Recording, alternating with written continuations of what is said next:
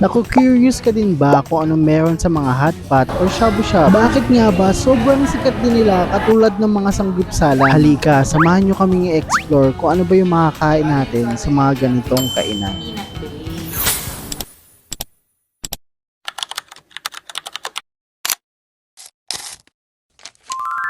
Itong hotpot session dito sa may Montalban ng Rizal nga pala, itong dinayo namin. 700 plus per person nga pala ang bayad dito. At pinapili nila kami ng tig-dalawang soup dito sa menu nila. So bale, 4 na soup yung meron kami. Yung best seller na nila yung pinili namin. Kasi wala kaming idea sa mga lasa ng soup nila dahil first time lang din namin. Pero isa sa mga pagpipilian ay ang chicken and pork soup. So kung ayaw nyo yung mga hindi nyo kilalang pangalan, pwedeng eto na yung piliin nyo. Eto nga pala yung mga side dishes nila at nakakagulat dahil ang mamahal nito. So parang dito pa lang, bawing-bawi mo na yung 700 pesos mo. Kung ayaw mo ng mga balls katulad nun, ay may ibang choices din katulad nito. Tulad nitong may hipon, may mga shells, may tahong, o ano ba tong isang to? Talaba ba to? Basta ang alam ko lang, ito yung mga mamahalin sa palengke pero dito ay unli mo lang makukuha at matitikman. So side dishes pa lang, sulit na agad yung 700 pesos mo. At syempre, hindi mawawala yung mga meat nila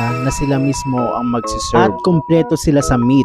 May chicken, may pork, at may beef. Ganito nga pala sa mga hotpot. Kung sa mga sanggupsalan, mag-iihaw ka, dito naman ay ilalagay mo sila sa kumukulong sabaw. Masaya ang kumain sa mga ganito, lalo na kung nagkukwentuhan kayo. Nako, hindi nyo mamamalayan na luto na pala yung pinaglalagay nyo dito sa hotpot. Mabilis nga din pala siyang kumulo at maluto dahil kontrolado nyo yung heat ng hotpot. Pwedeng i-low, medium, or high. Dito, pinagsasama-sama na nga pala namin lahat. Yung mga seafood, yung mga meat, yung mga balls, at mga vegetables. O nga pala, nakalimutan kong banggitin na madami nga din pala silang choices ng vegetables. Kaya pwedeng-pwede to sa lahat, bata man o matanda. Kaya goods din ang mag-family gathering sa mga ganito. May choices nga din pala sila ng iba't ibang noodles at itong ramen yung kinuha namin. At same lang din na ilalagay nyo siya sa hotpot nyo. After 5 minutes ay naluto na din yung mga pinaglalagay namin. Amoy pa nga lang talaga ay nakakatakam na dahil kanina pa namin naaamoy itong kumukulong sabaw.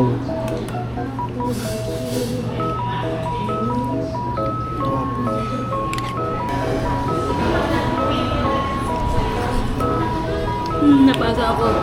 O di ba, may time talaga na makakalimutan mo na mainit pala siya dahil sa sobrang sarap ng amoy. Naka-aircon nga pala itong place nila kaya hindi ka masyado pagpapawisan kung kakain ka sa ganito. Kung mapapansin nyo din ay madami kaming side dishes dito sa lamesa dahil bukod sa mga pinagkukuha naming side dishes ay naglagay din sila ng iba pang side dishes. At yung mga side dishes na nilagay nila ay hindi mo makikita dun sa parang canteen na pinagkukuhaan ng iba pang side dishes. Kaya kailangan mo mag-request sa kanila. Ganon din sa mga meat, kailangan mo din mag-request. Pero huwag kayo mag-alala dahil wala naman additional na bayad yun dahil unli din to katulad ng mga sanggupsalan. Isa sa mga side dishes na binigay nila na nagustuhan ko ay yung mga dumplings. Naglagay sila ng fried at saka steamed dumplings at saka may tempura din pala. Nakalimutan ko na din siyang videohan dahil sa sobrang sarap. Kung sawa na kayo sa mga noodles o magpapak ng mga meat, seafood, or balls, pwede din kayong mag-request ng noodles. O kung nauumay na kayo, ay pwede kayong kumuha ng desserts nila. Ang available na desserts nung bumili kami ay coffee jelly at saka taho and may ice cream. Kaya lang yung ice creams ay naubos daw agad. Kaya itong coffee jelly at taho na lang yung available. At unlimited din to guys.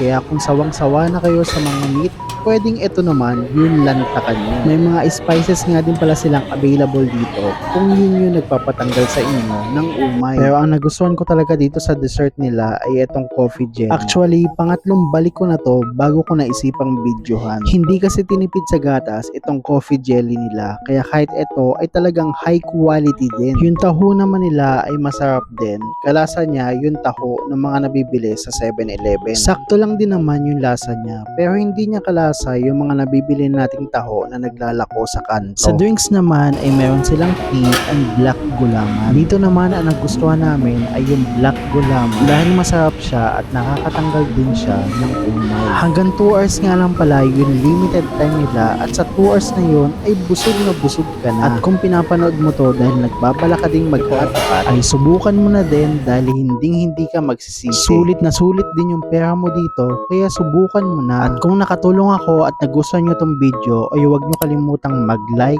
share, and subscribe. At i-hit nyo na din yung notification bell para updated kayo sa iba pa naming mga gala.